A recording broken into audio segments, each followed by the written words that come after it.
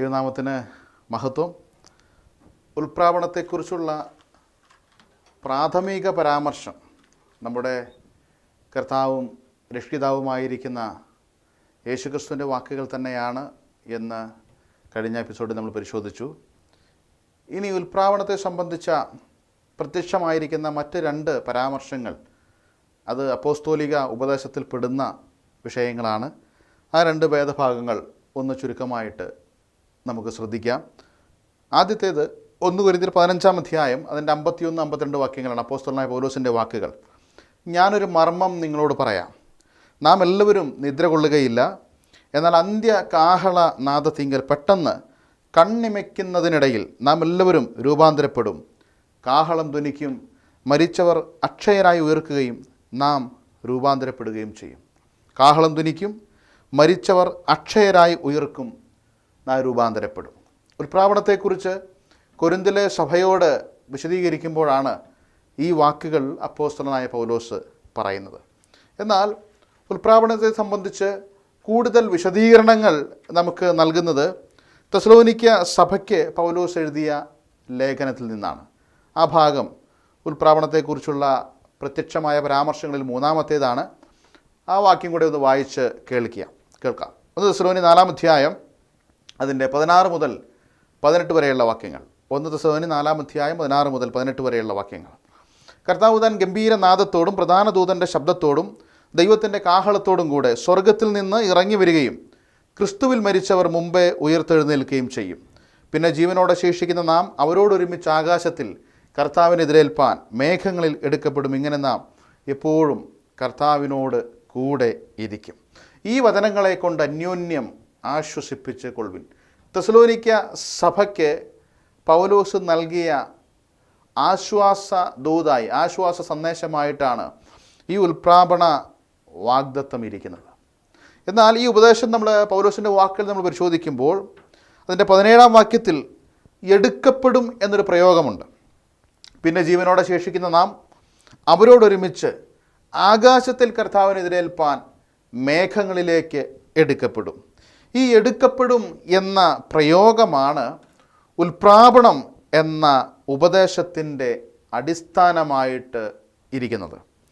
എടുക്കപ്പെടും എന്നതിന് മൂലഭാഷയിൽ ഉപയോഗിച്ചിരിക്കുന്ന, ഗ്രീക്ക് ഭാഷയിൽ ഉപയോഗിച്ചിരിക്കുന്ന പ്രയോഗം ഹർപ്പാസോ എന്ന പദമാണ്. ഹർപ്പാസോ, പിടിച്ചെടുക്കുക, ബലം പ്രയോഗിച്ച് മാറ്റുക, എടുത്തുകൊണ്ടു പോകുക എന്നെല്ലാമാണ് ഈ ഹർപ്പാസോ എന്ന വാക്കിൻ്റെ അർത്ഥം. ബലം പ്രയോഗിച്ച് മാറ്റുക, എടുത്തുകൊണ്ടു പോകുക, പിടിച്ചെടുക്കുക എന്നല്ല.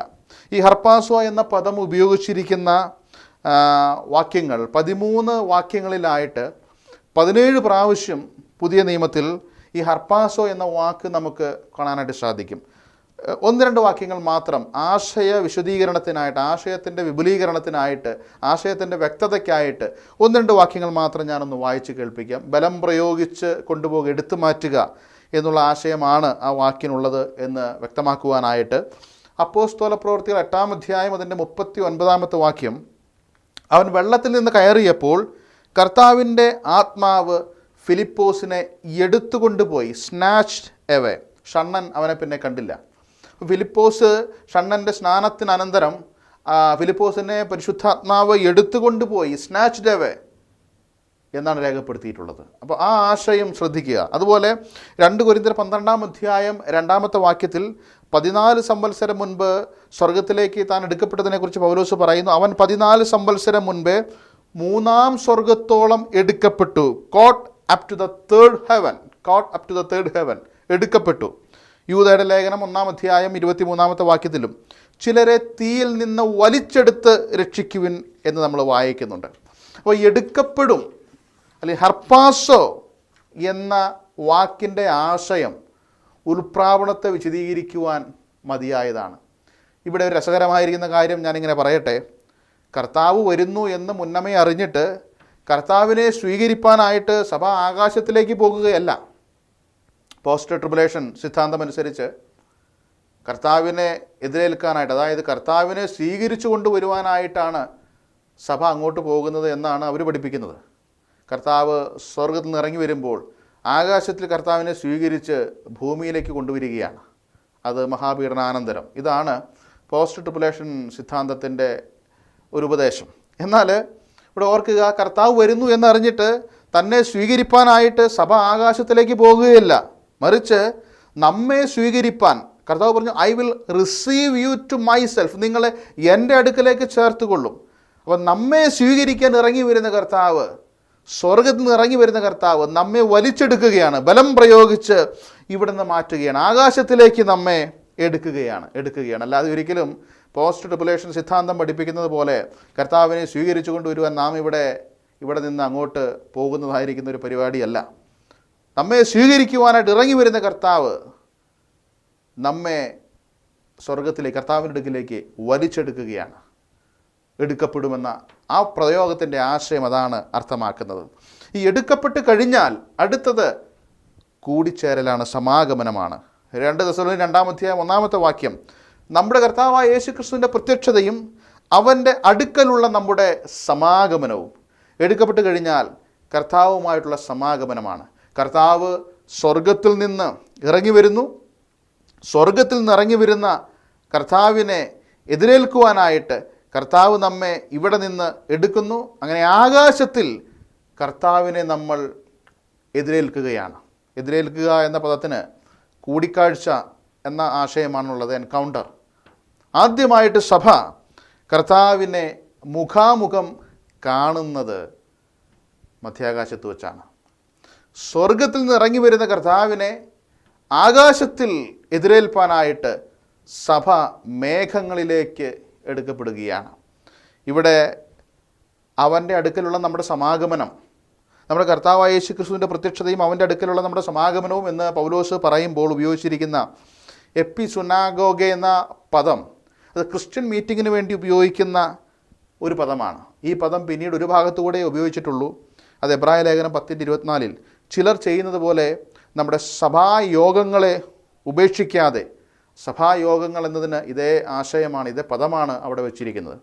അതായത് ഭൂമിയിൽ വിശ്വാസത്താൽ നമ്മൾ കർത്താവിനെ കണ്ടുകൊണ്ട് ആരാധിക്കുമ്പോൾ ആ കർത്താവിനെ നമ്മൾ ആദ്യമായിട്ട് മുഖാമുഖമായി കാണുന്നത് മധ്യാകാശത്തിലാണ് എന്ന് വളരെ വ്യക്തമായിട്ട് തിരുവെടുത്ത് നമ്മെ ഓർമ്മപ്പെടുത്തുന്നു.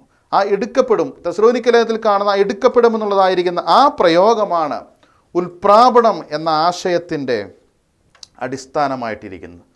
ഇനി ആ ഭാഗം, ആ വാക്യം 1 തെസ്സലോനിക്കർ 4-ാം അധ്യായം 16 മുതൽ 18 വരെയുള്ള വാക്യങ്ങൾ വീണ്ടും നമ്മൾ സൂക്ഷ്മമായ പഠനത്തിന് വിധേയമാക്കുവാൻ ആവശ്യമായിട്ടുണ്ട്. ഉൽപ്രാപണത്തിലെ പങ്കാളികൾ ആരെല്ലാമാണ്, ഈ ദൈവസഭയുടെ ഉൽപ്രാപണം എന്ന ആ പ്രത്യേക സംഭവത്തിൽ ആരെല്ലാം അതിൽ പങ്കുകാരാകുമെന്നും ആ വാക്യത്തിൽ രേഖപ്പെടുത്തിയിട്ടുണ്ട്. The participants of the rapture, ഉൽപ്രാപണത്തിലെ പങ്കാളികൾ. ഞാൻ ആ വാക്യം ഒരിക്കൽ കൂടെ വായിച്ച് കേൾപ്പിക്കാം. 1 തെസ്സലോനിക്കർ 4-ാം അധ്യായം 16 മുതൽ 18 വരെയുള്ള വാക്യങ്ങൾ. കർത്താവ് താൻ ഗംഭീരനാദത്തോടും പ്രധാന ദൂതൻ്റെ ശബ്ദത്തോടും ദൈവത്തിൻ്റെ കാഹളത്തോടും കൂടെ സ്വർഗത്തിൽ നിന്ന് ഇറങ്ങി വരികയും ക്രിസ്തുവിൽ മരിച്ചവർ മുമ്പേ ഉയർത്തെഴുന്നേൽക്കുകയും ചെയ്യും. പിന്നെ ജീവനോടെ ശേഷിക്കുന്ന നാം അവരോടൊരുമിച്ച് ആകാശത്തിൽ കർത്താവിനെതിരേൽപ്പാൻ മേഘങ്ങളിൽ എടുക്കപ്പെടും. ഇങ്ങനെ നാം എപ്പോഴും കർത്താവിനോട് കൂടെ ഇരിക്കും. ഈ വചനങ്ങളെ കൊണ്ട് അന്യോന്യം ആശ്വസിപ്പിച്ചുകൊള്ളും. അപ്പോൾ നോക്കുക, ആരെല്ലാമാണ് ഇതിൽ പങ്കാളികളാകുന്നത്? ലോർഡ് ഹിംസെൽഫ്, കർത്താവ് താൻ. 1 കർത്താവായ യേശു ക്രിസ്തു, 2 പ്രധാന ദൂതൻ, പ്രധാന ദൂതൻ്റെ ശബ്ദത്തെക്കുറിച്ച് അവിടെ പറയുന്നുണ്ട്, പ്രധാന ദൂതൻ. 3 ക്രിസ്തുവിൽ മരിച്ചവർ. 4 ജീവനോടെ ശേഷിക്കുന്ന വിശുദ്ധന്മാർ. ഇങ്ങനെ 4 ഗണമാണ്, 4 കൂട്ടം ആളുകളാണ് ദൈവസഭയുടെ ഉൽപ്രാപണം എന്ന ആ ഭാവികാല പദ്ധതിയിൽ, സംഭവത്തിൽ ഉൾപ്പെട്ടിരിക്കുന്നത്. ഇവിടെ ക്രിസ്തുവിൽ മരിച്ചവർ, ജീവനോടെ ശേഷിക്കുന്നവർ എന്ന് ഉദ്ദേശിക്കുന്നത് അത് പുതിയ നിയമ വിശുദ്ധന്മാരെ ഉദ്ദേശിച്ച് മാത്രമാണ്. അതായത് 3-4 ഗണം, ക്രിസ്തുവിൽ മരിച്ചവരും ജീവനോടെ ശേഷിക്കുന്നവരും.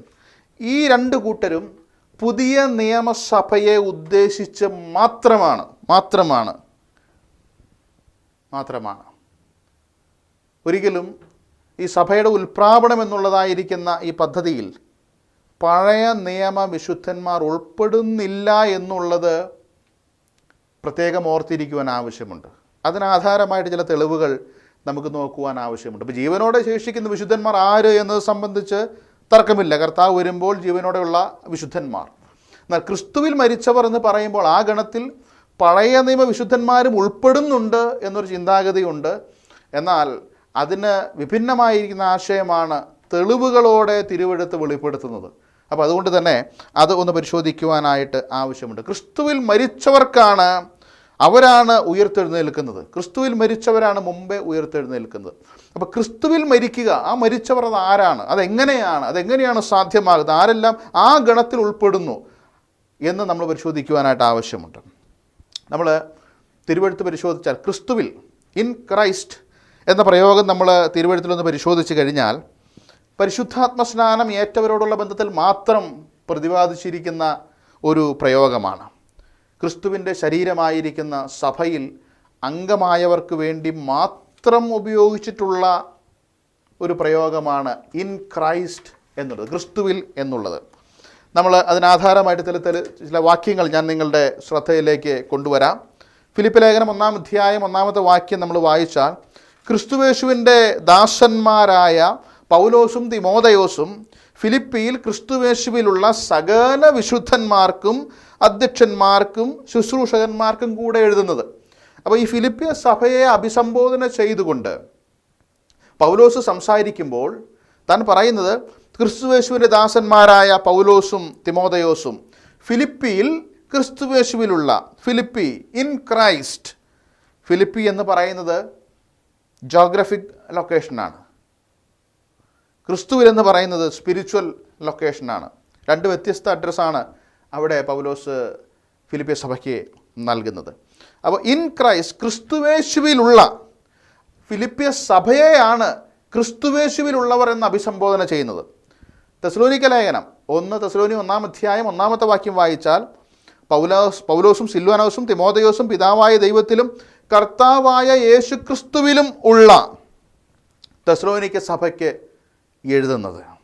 അപ്പോൾ സംഘടിതമായി മാത്രമല്ല, വ്യക്തിപരമായിട്ടും പുതിയ നിയമവിശുദ്ധന്മാർക്ക് മാത്രം അവകാശപ്പെട്ട ഒരു പദവിയാണ് ഇൻ ക്രൈസ്റ്റ്. ഇവിടെ ഫിലിപ്പിയ സഭയെയും തെസ്സലോനിക്ക സഭയെയും ക്രിസ്തുവിലുള്ള എന്ന് വിളിച്ചിരിക്കുന്നു. അത് സംഘടിതമായിട്ടാണ്. ഇനി വ്യക്തിപരമായി നമ്മൾ പരിശോധിച്ചാലും ഇൻ ക്രൈസ്റ്റ്, ക്രിസ്തുവിൽ എന്ന പൊസിഷൻ, അത് ഒരു ക്രിസ്ത്യാനിക്ക് അല്ലെങ്കിൽ പുതിയ നിയമ വിശുദ്ധന് മാത്രം അവകാശപ്പെട്ട പദവിയാണ്. 2 കൊരിന്ത്യർ 5:17, ഒരുവൻ ക്രിസ്തുവിലായാൽ അവൻ പുതിയ സൃഷ്ടി ആകുന്നു. കൊലോസ്യർ 3:3-4 വാക്യങ്ങൾ, നിങ്ങൾ മരിച്ച് നിങ്ങളുടെ ജീവൻ ക്രിസ്തുവിനോടുകൂടെ ദൈവത്തിൽ മറഞ്ഞിരിക്കുന്നു. നമ്മുടെ ജീവനായ ക്രിസ്തു വെളിപ്പെടുമ്പോൾ നിങ്ങളും അവനോടുകൂടെ തേജസ്സിൽ വെളിപ്പെടും. അപ്പോൾ ക്രിസ്തുവിലായവർക്ക് മാത്രമേ ക്രിസ്തുവിൽ മരിക്കുവാനായിട്ട് കഴിയുകയുള്ളൂ. ആയതിനാൽ ക്രിസ്തുവിൽ മരിച്ചവർ എന്നത് മൺമറഞ്ഞ പുതിയ നിയമ വിശുദ്ധന്മാരെ മാത്രം ഉദ്ദേശിച്ചിട്ടുള്ള ഒരു പ്രയോഗമാണ്. ക്രിസ്തുവിൽ മരിച്ചവർ എന്ന ഗണത്തിൽ ഒരിക്കലും പഴയ നിയമ വിശുദ്ധന്മാർ ഉൾപ്പെടുന്നില്ല. ഈ പഴയ നിയമ കാലഘട്ടം നമ്മൾ പരിശോധിച്ചാൽ ദൈവം വസിച്ചിരുന്നത് ജനത്തിൻ്റെ നടുവിലാണ്. ഇൻ ക്രൈസ്റ്റ് എന്ന് പറയുന്ന ഒരു പദവി, അവരിൽ ക്രിസ്തുവിൻ്റെ ആത്മാവുണ്ടായിരുന്നു എന്നുള്ളതിന് യാതൊരു തർക്കവുമില്ല. അത് പുതിയ നിയമം വളരെ തെളിവായിട്ട് പറയുന്നു. അവരിൽ ക്രിസ്തുവിൻ്റെ ആത്മാവുണ്ടായിരുന്നു. എന്നാൽ അവർ ക്രിസ്തുവിൽ, ഇൻ ക്രൈസ്റ്റ്, നാം അവനിലും അവൻ നമ്മിലും എന്നുള്ള നിസ്തുല്യമായിരിക്കുന്ന ബന്ധം, അത് പുതിയ നിയമസഭയ്ക്ക്, പുതിയ നിയമവിശ്വാസിക്ക് മാത്രം അവകാശപ്പെട്ടതാണ്. അപ്പോൾ പഴയ നിയമ കാലഘട്ടം നമ്മൾ പരിശോധിച്ചാൽ ദൈവജനത്തിൻ്റെ നടുവിൽ, അല്ലെങ്കിൽ തൻ്റെ ജനത്തിൻ്റെ നടുവിലാണ് ദൈവം വസിച്ചിരുന്നത്. ആവർത്തന പുസ്തകം 4-ാം അധ്യായം 7-ാമത്തെ വാക്യം ശ്രദ്ധിക്കുക. ആവർത്തനം 4:7, നമ്മുടെ ദൈവമായ യഹോവയോട് നാം വിളിച്ചപേക്ഷിക്കുമ്പോഴൊക്കെയും അവൻ നമുക്ക് അടുത്തിരിക്കുന്നത് പോലെ, ദൈവം ഇത്ര അടുത്തിരിക്കുന്ന ശ്രേഷ്ഠജാതി ഏതുള്ളൂ? ദൈവം ഇത്ര അടുത്തിരിക്കുന്ന. ഇനി പുറപ്പാട് പുസ്തകം 25-ാം അധ്യായം 8-ാം വാക്യം, ഞാൻ അവരുടെ നടുവിൽ വസിക്കുവാൻ അവർ എനിക്ക് ഒരു വിശുദ്ധ മന്ദിരം ഉണ്ടാക്കണം. അപ്പോൾ അവരുടെ നടുവിലുള്ള ഒരു വിശുദ്ധ മന്ദിരത്തിലാണ് കർത്താവ് പാർത്തിരുന്നത്, ദൈവം പാർത്തിരുന്നത്. എന്നാൽ നാം ഇന്ന് വിശുദ്ധ മന്ദിരമാണ്. ആ വ്യത്യാസം നിങ്ങൾ മനസ്സിലാക്കുവാൻ ആവശ്യമുണ്ട്. പഴയ നിയമത്തിൽ ജനത്തിൻ്റെ നടുവിൽ, സമാഗമന കൂടാരത്തിൽ, മന്ദിരത്തിലാണ് കർത്താവ് വസിച്ചിരുന്നത്. എന്നാൽ നാം ഇന്ന് മന്ദിരമാണ്. സഭയെക്കുറിച്ചുള്ളൊരു പരാമർശം മുൻപ് പ്രാരംഭ ക്ലാസ്സുകളിൽ ഞാൻ ഓർപ്പിച്ചിട്ടുണ്ട്. ഈ വിഷയത്തോടുള്ള ബന്ധത്തിൽ അത് ചുരുക്കമായി ഒന്ന് വിശദീകരിക്കുവാൻ, ആവർത്തിക്കുവാൻ ആവശ്യമുണ്ട്. എഫേസ്യ ലേഖനം 2-ാം അധ്യായം 21-ാമത്തെ വാക്യം, അവനിൽ കെട്ടിടം മുഴുവനും യുക്തമായി ചേർന്ന് കർത്താവിൽ വിശുദ്ധ മന്ദിരമായിട്ട് വളരുന്നു. വിശുദ്ധ മന്ദിരം, സഭയെ വിളിച്ചിരിക്കുന്നൊരു പേരാണ് വിശുദ്ധ മന്ദിരം. ഈ മന്ദിരം എന്നതിന് ഗ്രീക്ക് ഭാഷയിൽ 2 വ്യത്യസ്ത ആശയങ്ങളുണ്ട്. ഒന്ന് ഹീറോൺ എന്ന് പറയുന്ന ഒരു പദമാണ്. ഈ പദം, ഹീറോൺ എന്ന് പറയുന്ന പദം, ദൈവാലയത്തിൻ്റെ, യെരുശലേം ദൈവാലയത്തിൻ്റെ മുഴുവൻ ഭാഗത്തെയും ഉൾക്കൊള്ളുന്ന ഒരു പദപ്രയോഗമാണ്. ഹീറോൺ എന്ന് പറഞ്ഞാൽ യെരുശലേം ദൈവാലയത്തെ മുഴുവൻ ഉൾക്കൊള്ളുന്നു. നമ്മൾ മത്തായി 21:12 വായിച്ചാൽ, യേശു ദൈവാലയത്തിൽ ചെന്നു, ഹീറോണിൽ ചെന്നു, ദൈവാലയത്തിൽ ഹീറോണിൽ വിൽക്കുന്നവരെയും കൊള്ളുന്നവരെയും എല്ലാം പുറത്താക്കി കളഞ്ഞു. അപ്പോൾ ദൈവാലയത്തെ പൊതുവിൽ, ആ ദൈവാലയ ഭാഗത്തെ മുഴുവൻ ഉൾക്കൊള്ളുന്ന പദമാണ് ഹീറോൺ. എന്നാൽ മറ്റൊരു പദം കൂടെയുണ്ട് വിശുദ്ധ മന്ദിരം എന്നതിന്, നാവോസ്. ഇത് വിശുദ്ധ സ്ഥലത്തെയും അതിവിശുദ്ധ സ്ഥലത്തെയും മാത്രം ഉൾക്കൊള്ളുന്ന പ്രയോഗമാണ് നാവോസ് എന്ന പ്രയോഗം. മത്തായി 22:51 അപ്പോൾ മന്ദിരത്തിലെ തിരശീല അവിടെ മേൽത്തൊട്ടടിയോളം 2 ചീന്തിപ്പോയി എന്ന് വായിക്കുന്നുണ്ട്. അപ്പോൾ അവിടെ മന്ദിരം എന്ന് പറഞ്ഞിരിക്കുന്നത് നാവോസ് എന്ന പദമാണ്. അപ്പോൾ ഹീറോണിനകത്താണ് നാവോസ്, ദൈവാലയത്തിനകത്താണ് ഈ വിശുദ്ധ മന്ദിരം. ഈ നാവോസിന് ചില പ്രത്യേകതകളുണ്ട്. ഈ വിശുദ്ധ സ്ഥലത്തിനും അതിവിശുദ്ധ സ്ഥലത്തിനും നമ്മൾ പരിശോധിക്കുമ്പോൾ പൗരോഹിത്യ ഗണത്തിനല്ലാതെ മറ്റാർക്കും നാവോസിൽ പ്രവേശനമുണ്ടായിരുന്നില്ല. കർത്താവിൻ്റെ ഐഹിക ശുശ്രൂഷ കാലത്ത് ഒരിക്കൽ പോലും താൻ ഈ നാവോസിലേക്ക്, അതിവിശുദ്ധ സ്ഥാനത്തേക്ക് താൻ പ്രവേശിച്ചിട്ടില്ല. തനിക്ക് ആ പ്രവേശനം അപ്രാപ്യമായിരുന്നു. കാരണം താൻ ലേവി ഗോത്രത്തിലല്ല പിറന്നത്, താൻ യഹൂദ ഗോത്രത്തിലാണ്. എന്നാൽ ദൈവസഭയെ മന്ദിരമെന്ന് വിളിക്കുന്നിടത്തെല്ലാം ഉപയോഗിച്ചിരിക്കുന്നത് ഹീറോൺ എന്ന പദമല്ല, അതിവിശുദ്ധ സ്ഥലത്തിന് ഉപയോഗിച്ചിരിക്കുന്ന നാവോസ് എന്ന് പറയുന്ന പദമാണ്. നാവോസ് എന്ന പദമാണ്. അപ്പോൾ ഇസ്രായേൽ പറയുന്നത് ഞങ്ങൾക്കൊരു ഹീറോണും ആ ഹീറോണിൽ ഒരു നാവോസുമുണ്ട്. എന്നാൽ സഭ പറയുകയാണ്, ഞങ്ങൾ നാവോസാണ്, ഞങ്ങൾക്കൊരു ദൈവാലയവും അതിലൊരു വിശുദ്ധ മന്ദിരവുമുണ്ട്, വിശുദ്ധ സ്ഥാനവുമുണ്ട് എന്ന് പറയുമ്പോൾ ഞങ്ങളാണ് വിശുദ്ധ മന്ദിരം. ഇതാണ് ഇസ്രായേലും സഭയും തമ്മിലുള്ള വലിയ വ്യത്യാസം. വെളിപ്പാട് 1:12-13 വാക്യങ്ങൾ പരിശോധിച്ചാൽ, എന്നോട് സംസാരിച്ച നാദം എന്തെന്ന് കാണുവാൻ ഞാൻ തിരിഞ്ഞപ്പോൾ 7 പൊൻ നിലവിളക്കുകളെയും നിലവിളക്കുകളുടെ നടുവിൽ നിലയങ്കി തിരിച്ച് മാറത്ത് പൊൻകച്ച കെട്ടിയവനായി മനുഷ്യപുത്രനോട് സദൃശ്യനായവനെയും ഞാൻ കണ്ടു എന്ന് രേഖപ്പെടുത്തിയിട്ടുണ്ട്.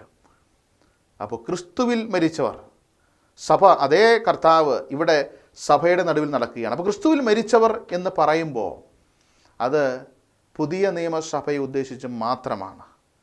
സഭ ക്രിസ്തുവിലും ക്രിസ്തു സഭയിലും, ഞാൻ അവനിലും അവൻ എന്നിലും. ഈ ഒരു അനുഭവം അത് പുതിയ നിയമവിശ്വാസിക്ക് മാത്രം അവകാശപ്പെട്ടതാണ്. അപ്പോൾ കർത്താവ് താൻ ഗംഭീരനാദത്തോടും പ്രധാന ദൂതൻ്റെ ശബ്ദത്തോടും ദൈവത്തിൻ്റെ കാഹളത്തോടും കൂടെ സ്വർഗത്തിൽ നിന്ന് ഇറങ്ങി വരികയും ക്രിസ്തുവിൽ മരിച്ചവർ മുമ്പേ ഉയർത്തെഴുന്നേൽക്കുകയും ചെയ്യുമെന്ന് പറഞ്ഞാൽ, പെന്തക്കോസ്ത് നാൾ മുതൽ കാഹളം മുഴങ്ങുന്ന ആ സമയം വരെ ക്രിസ്തുവിൽ മരിച്ചതായിരിക്കുന്ന ആളുകൾ, അല്ലെങ്കിൽ ആ സമയം വരെയുള്ള ആ കാലഘട്ടത്തിനകത്തുള്ള വിശുദ്ധന്മാർ, അവരാണ് ക്രിസ്തുവിൽ മരിച്ചവർ. ഇൻ ക്രൈസ്റ്റ് എന്ന പൊസിഷൻ, പദവി, അത് അവർക്ക് മാത്രമാണ്. അവരാണ്. ഉൽപ്രാവണം സഭയുടേതാണ്, പഴയ നിയമ വിശുദ്ധന്മാരുടേതല്ല. സഭയ്ക്കാണ് ഉൽപ്രാവണം. അങ്ങനെയെങ്കിൽ സ്വാഭാവികമായിട്ടും ഒരു സംശയം ഉയർന്നു വരും, എപ്പോഴാണ് പഴയ നിയമ വിശുദ്ധന്മാർ ഉയർത്തെഴുന്നേൽക്കുന്നത്? അവർക്ക് എപ്പോഴാണ് പുനരുത്ഥാനം സംഭവിക്കുന്നത്? അതിനുള്ള തെളിവുകളുമായിട്ട് അടുത്ത ക്ലാസ്സിൽ ഞാൻ വരാം. നമുക്ക് ആ സമയത്ത് അതിനെക്കുറിച്ച് വിശദമായിട്ട് ശ്രദ്ധിക്കാം, പഠിക്കാം. കർത്താവ് നമ്മെ സഹായിക്കട്ടെ. ഈ വചനത്തിലൂടെ ദൈവത്തിൻ്റെ പരിശുദ്ധാത്മാവ് നമ്മോട് ഇടപെടട്ടെ എന്ന് ആത്മാർത്ഥമായിട്ട് പ്രാർത്ഥിച്ചുകൊണ്ട് ഞാൻ എൻ്റെ വാക്കുകളെ അവസാനിപ്പിക്കുന്ന ദൈവനാമം എന്നും എന്നേക്കും വാഴ്ത്തപ്പെടട്ടെ.